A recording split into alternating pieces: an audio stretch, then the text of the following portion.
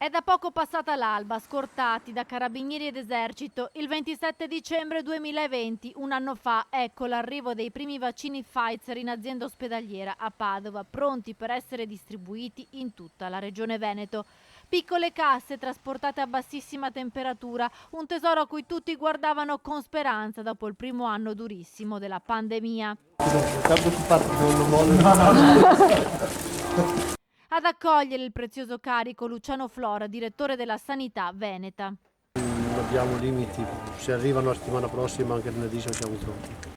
Un anno fa l'inizio di una delle più grandi campagne vaccinali di massa della storia. In Veneto la prima a sottoporsi alla somministrazione del siero anti-Covid è Alice Soldà, infermiera del pronto soccorso di Schiavonia, l'ospedale simbolo da dove tutto ebbe inizio il 20 febbraio 2020.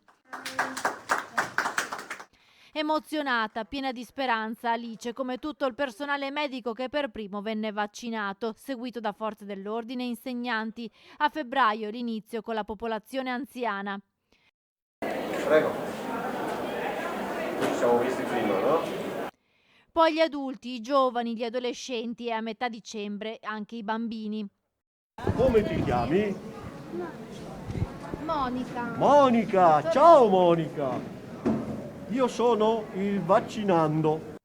In 12 mesi in Veneto sono state somministrate più di 8.900.000 dosi, 3.969.932 i veneti che hanno completato il ciclo vaccinale e 1.529.646 hanno ricevuto anche la terza dose. La popolazione residente coperta con una dose insieme a quella prenotata è dell'87,1%. La fascia d'età più vaccinata è quella degli over 80.